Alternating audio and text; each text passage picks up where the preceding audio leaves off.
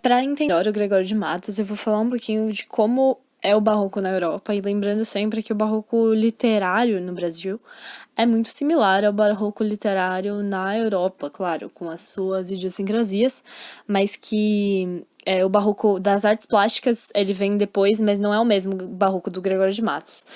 Então, o barroco ele pode ser reduzido em o homem em conflito, porque você está no contexto contra-reformista, no qual a Igreja Católica ela vai tentar combater a reforma protestante com mudanças em relação à religião no Concílio de Trento. E, mais importantemente, você muda a perspectiva do homem em relação à arte. Então, você tem o homem que se vê como dono do seu destino e o homem que acredita que o destino dele é divino. Então é o contexto humanista desse pós-renascimento, contrastando com o contexto contra-reformista, que tem uma ênfase muito clara no pecado. E o barroco é sempre uma oposição. Então, se você pensar, qual é a característica barroca essencial? Oposição, conflito, antítese. A antítese, por exemplo, você falar feliz e mal. Você fala duas ideias que elas não necessariamente são opostas, mas um tem caráter positivo, o outro tem caráter negativo, e elas se conflitam. E, tipo, a poesia barroca ela vai estar muito baseada em antíteses, em paradoxos, em contradições, inclusive a do Gregório. Então é aquele homem que tem aquela curiosidade, aquela racionalidade dentro dele, só que um desculpa a Deus, meio encobrindo. E é basicamente você tentar entender essa perspectiva imposta pela Inquisição com as mudanças na ciência. E ele vai ter uma complexidade de linguagem que é bem rebuscada. Então tem hipérbatos, né, que é a inversão da frase, ocultismo, você não dá a entender exatamente o que você está falando, você oculta um pouco a sua linha de pensamento. E tem um vocabulário que, de maneira geral, é bem elevado. E por meio dessas oposições, dessas contradições, por meio de hipérboles, você tem uma dinâmica que é nova na literatura, só que ao mesmo tempo tem uma proximidade com o classicismo, porque muitas vezes você tem sonetos, então 4433, rimados, com uso de figuras de linguagem, assim como no classicismo. Mas a diferença é que o classicismo é o equilíbrio completo. É aquela coisa renascentista da ciência sendo descoberta, do antropocentrismo. É bem claro isso na cabeça de um homem humanista. Mas o barroco é o desequilíbrio, né? Então a mulher na literatura barroca, ela pode ser idealizada, claro, mas ela é fonte de desejo sexual. Isso vai ficar bem claro na poesia do Gregório. A mulher ela pode ser sem simetria, ela pode ter defeitos, ela pode ter um peito maior que o outro, ela pode ter diversas características que não são características de uma mulher que é idolatrada no padrão clássico, no sentido de grego, romano, de beleza, mas que faz sentido do que compõe a experiência humana mesmo. O pecado, a culpa, o desejo, o arrependimento, esse ciclo tá sempre presente nas obras barrocas. Então é um conflito permanentemente resolvido. Você nunca pode falar que um texto barroco resolve uma questão. Não, ele pode chegar numa conclusão, mas essa conclusão ela é contraditória por essência.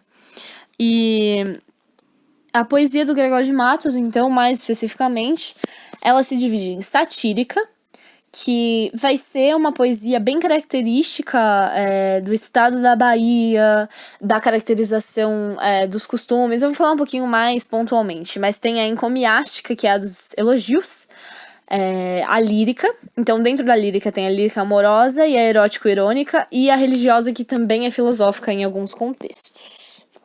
O Gregório de Matos tem muita influência do Camões maneirista, e não tanto do clássico, e também do Luiz de Gôngora, que foi o criador do cultismo. Depois eu vou explicar um pouquinho melhor o que é o cultismo. Mas o Camões que escapa do padrão clássico é o Camões que inspira o Gregório de Matos, e é o Camões também que está incomodado. Então você vai ter o desconcerto do mundo, que é um clássico camoniano, na obra do Gregório de Matos também. O contexto histórico do barroco no Brasil é muito importante de entender. A partir de 1600, começa em 1601, então ela vai ser criada principalmente pelo Gregório de Matos, no contexto da lírica, né? E tem a ver com o ciclo da cana-de-açúcar e as invasões holandesas, se enquadrando em uma crise econômica que só ia crescer. Então, a Bahia um dia foi, tipo, aquele centro comercial no qual o dinheiro do açúcar fazia uma elite viver estável e viver com muito luxo, que é a origem da própria família do Gregório, né? Só que ele vai para Portugal estudar, ele é exilado de Portugal por criticar o governo de Portugal, vem pro Brasil, é exilado do Brasil quando ele volta pra Bahia, né, que é onde ele nasceu. Daí ele é exilado pra Angola, vai pra Angola e depois ele volta pro Brasil no final da vida dele, mas não deixam ele voltar pra Bahia, que é a terra que ele ama, e ele volta pra Pernambuco. O que é o cultismo? É a apreciação da imagem. Então, ele que é inspirado no Luiz de Gôngora, então você valoriza a imagem sobre o pensamento. Depois eu vou dar um exemplo de um poema do Gregório que não é cultista, é mais conceptista. Conceptista é o predomínio da ideia, né? São duas vertentes do barroco. Mas, com certeza, o Gregório de Matos tem mais ênfase no cultismo do que no conceptismo. São só alguns casos pontuais que são conceptistas. E nessas imagens, você vai ter sensações, descrições de movimento, figuras de linguagem. O Gregório de Matos, ele é sinestésico, ele fala do tato, do paladar, da visão, e usando antítese, oxímoro, paradoxo, hipérbole, ele cria imagens muito bonitas, né? Tipo, muito intensas, assim, digamos, bem humanas. E apesar de haver nessas duas vertentes, o cultismo e o conceptismo, as duas têm em comum os hipérbatos, a inversão das orações. Então, por exemplo, ouviram do Ipiranga as margens plácidas de um povo heróico brado retumbante. Isso, na verdade, é uma frase invertida, né? As margens plácidas de um povo heróico retumbante ouviram do Ipiranga. Então, tipo, é basicamente essa inversão da frase. E você tem anástrofes, que é tipo um hipérbato, só que ele é atenuado, ele não é tão intenso quanto esse que eu acabei de falar. Ele é só tipo, uma colocação do sujeito um pouco antes, é uma coisa mais leve. Tem antíteses, paradoxos, oxímoros e hipérboles. Essas são as figuras principais, e elas ocorrem tanto no cultismo quanto no conceptismo. Só que uma coisa muito importante é que o Gregório vai introduzir elementos culturais brasileiros no barroco. Então, a temática do negro, do mulato, do indígena, dos desembargadores, dos governadores, ele vai ser o primeiro a fazer isso. E isso ocorre principalmente na poesia de circunstância, que é a satírica, que critica as injustiças da sociedade, critica a corrupção, e a encomiástica, que elogia governantes, né? E essas duas são bem datadas, diferentemente da poesia religiosa, que poderia se aplicar até hoje.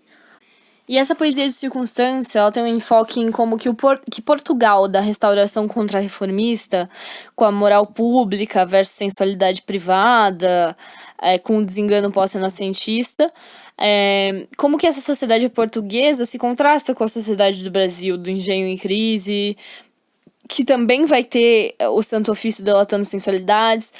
Comumente, o trópico é associado com a sensualidade, com a mulata, com o sol. Então, é aquela coisa bem Aloysio Azevedo no Cortiço, se você for fazer uma comparação assim que veio depois.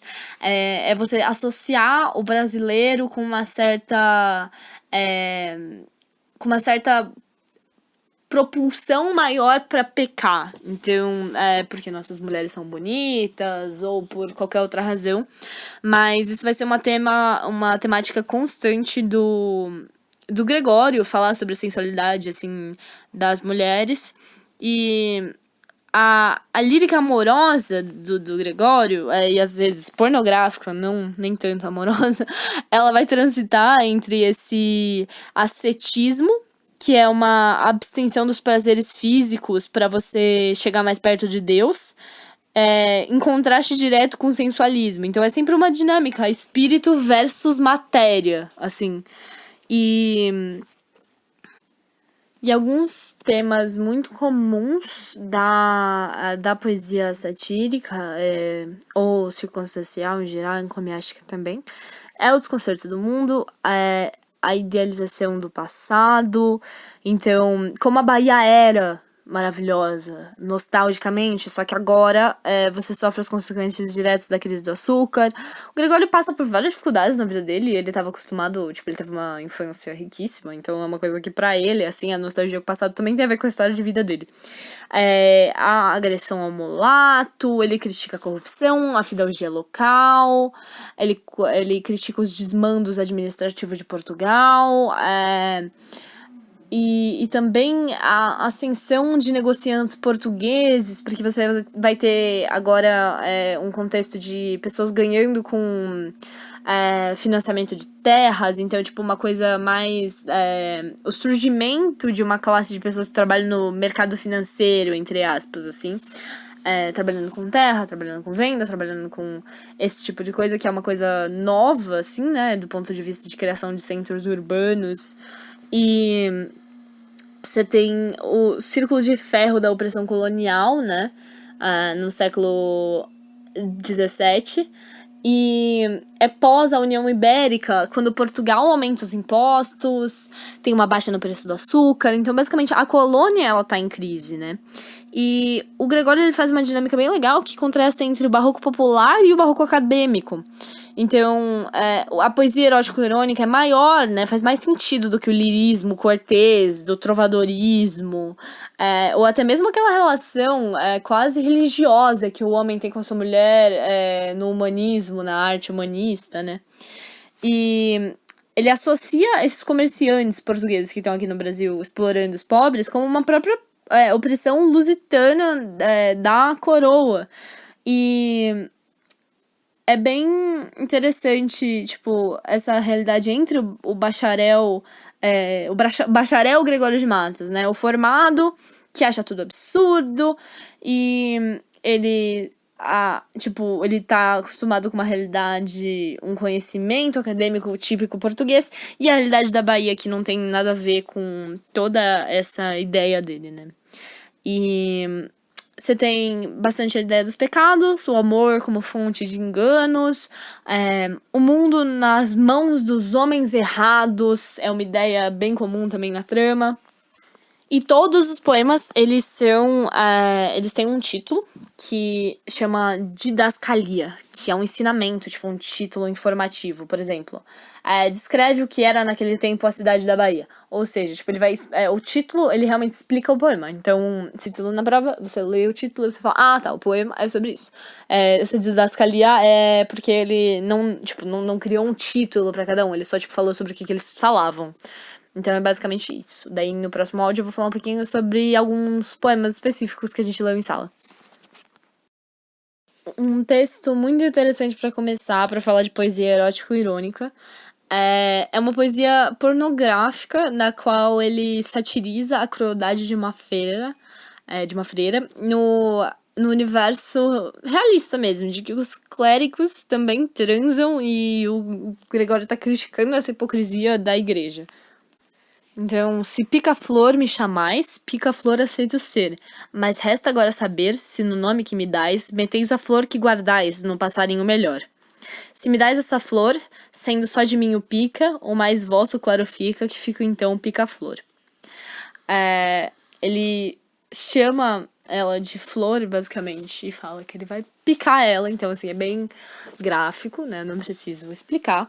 Mas é basicamente, irônico porque ela é uma freira, né? E é uma crítica também ao clero. Não é só um texto erótico irônico. Ele tem um caráter que transcende a sensualidade. Mas não deixa de falar sobre a dualidade da matéria e do espírito. Agora, minha poesia favorita com certeza é a Jesus Cristo Nosso Senhor. Que é um exemplo clássico da poesia religiosa dele. Que é basicamente ele falando e criando todo um argumento. Esse é o poema que eu falei, que é uma exceção por ele ser conceptista. Tipo, predomina uma ideia de lógica, né? Tipo, sobre aquela imagem bem construída. E ele se dirige a Deus, falando que quanto mais ele peca, mais Deus perdoa ele. Então, é uma dualidade. Ele fala assim, cara, se eu faço um gemidinho, Deus me perdoa, entendeu? E quanto menos eu fizer, mais Deus é grande por me perdoar. quanto mais você me perdoa, mais você é amado. Então, ele usa aquela parábola da ovelha perdida, tipo, você deixa 99 presas, deixa 99 ovelhas soltas pra correr atrás de uma e salvar essa uma. E ele fala que, basicamente, ele quer, tipo, ele ama Deus. Não é um texto de uma pessoa ateia, ele não tá criticando Deus de maneira alguma, mas é uma poesia religiosa clássica do Barroco, porque ela dialoga com essa ideia de que você precisa do pecado pra você ser perdoado, e no perdão que você ascende ao céu, né? Então, é basicamente isso, essa ideia é bem legal. Uma poesia amorosa, que não é tanto pornográfica. Na página 216, você vai ter um poema lírico com vários traços barrocos. E ele fala que tem essa menina que ela é anjo no nome, angélica na cara. Então, é basicamente essa dualidade tipicamente barroco da oposição, da antítese. Anjo e angélica é uma antítese. Por quê? Porque o anjo é o céu, né? No nome, né, dela, que é Ângela. E angélica, que é uma flor, que tem um cheiro bom, que ela é angélica na cara, ele diz. Então ela é sensual. É esse jogo do amor versus desejo, espiritualização versus tentação, espiritual versus carnal. E ele fala assim, uma flor, quem vê uma flor, pega pra si. Então, ela não guarda ele, no sentido de que era pra ela ser o anjo dele, mas ela não é o anjo da guarda dele, porque ela tá levando ele pro pecado. Então, é essa dinâmica. E, por fim, tem tem uma poesia muito legal dele, que é o Moraliza o Poeta nos Ocidentes do Sol, a inconstância dos bens do mundo. É um poema, que tem um fundo filosófico, ele reflete sobre a existência humana, que o Wisnik, nessa obra, vai caracterizar esse tipo de poema como religioso, porque não deixa de ter uma dinâmica, né, de o sentido da vida e tudo. Ele fala sobre como a inconstância é a única coisa que se mantém firme. Então é aquela ideia do Heráclito, de que você tem uma firmeza na inconstância. Esse paradoxo de que a única coisa que você pode ter certeza é de que as coisas mudam. E isso tem a ver também com aquela perspectiva dele sobre a Bahia, sobre como a Bahia mudou. E ele faz antíteses do nasce, do não dura, do luz-noite. E a luz, em letra maiúscula, ela vai alegorizar, universalizar. Então isso já é uma característica do classicismo. Você vai ter uma anástrofe. E eu falei que esse era o último, mas eu vou falar mais de um. Que é o primeiro, ele é o primeiro poema, né, do livro, que ele é um poema de disseminação e recolha. Chama Juiz Anatômico dos Achaques, que padecia o corpo da República em todos seus membros, e inteira definição de que em todos os tempos é a Bahia. O que seria disseminação e recolha? Bom, é basicamente assim. Você tem versos decassílabos que vão primeiro jogar uma ideia, assim. Ele joga uma ideia, daí depois ele joga outra ideia, joga 3 ideias. Daí depois ele fala uma coisa que junta as 3 ideias. Uma pequena redondilha maior, né, de 7 sílabas. E é bem interessante a dinâmica. E ele vai falando sobre diversas coisas diferentes que ele tá criticando.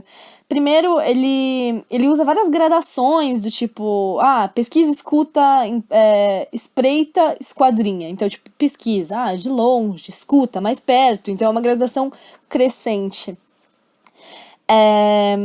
Então, vou dar um exemplo. Que falta nessa cidade? Verdade. Que mais por sua desonra? Honra. Falta mais que se lhe ponha? Vergonha. O demo a viver se exponha, por mais que a fama exalta, numa cidade onde falta verdade, honra, vergonha. Então deu pra perceber bastante a disseminação e recolha, né? Tipo, dissemina, joga a ideia, depois recolhe e cria uma síntese nessas redondilhas, nessas quartetas, nessas quartas com redondilhas nos versos.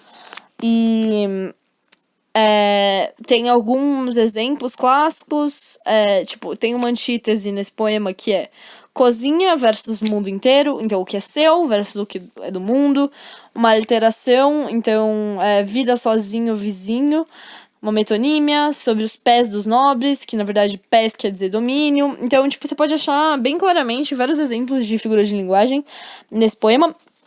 E ele é bem interessante, na verdade, por causa da temática dele. Porque primeiro ele vai lá e ele critica a imoralidade. Então a imoralidade vem primeiro. A primeira coisa que ele fala é da vergonha, da honra. Depois ele fala da usura, do negócio, da ambição, da usura, do quanto que os homens, pelo mercado, até pelo aquele negócio que eu tinha falado antes da exploração portuguesa, dos impostos, eles se perdem, né, na usura.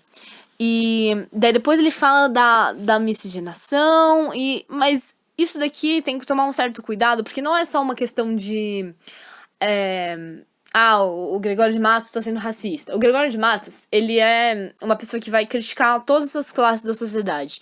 E nesse momento é muito importante entender que tem uma disseminação do estereótipo do mulato liberto que vai virar uma figura de arrogância, mas no sentido de que, tipo, mulatos não poderiam ser arrogantes, porque eles estão agindo como brancos. Então, o Gregório de Matos vai fazer essa crítica. Tem um pouco a ver também, como ele fala no livro Boca do Inferno, da Ana Miranda, tem um pouco sobre como ele... é verdade, ele é conhecido como Boca do Inferno porque ele fala mal de todo mundo, de todas as classes. Das pessoas negras, das pessoas brancas, das pessoas ricas, dos portugueses, dos brasileiros, das pessoas do poder, das pessoas pobres. Os temas vão estar pautados em todas as classes. É bem importante entender isso, tipo... E o que eu tava falando? Sim. É um pouco sobre como você vai ter fugas para as Américas das pessoas que representam uma ameaça ou então representam uma inconveniência para as metrópoles. Então, o Gregório ele vai criticar um pouco esse caráter das pessoas que estão por aqui, entendeu? Só que ele ama a Bahia, então isso também é uma contradição em si. Ele fala da injustiça nesse nesse poema também. Ele fala da corrupção, da inveja, das freiras, das putas, da moralidade.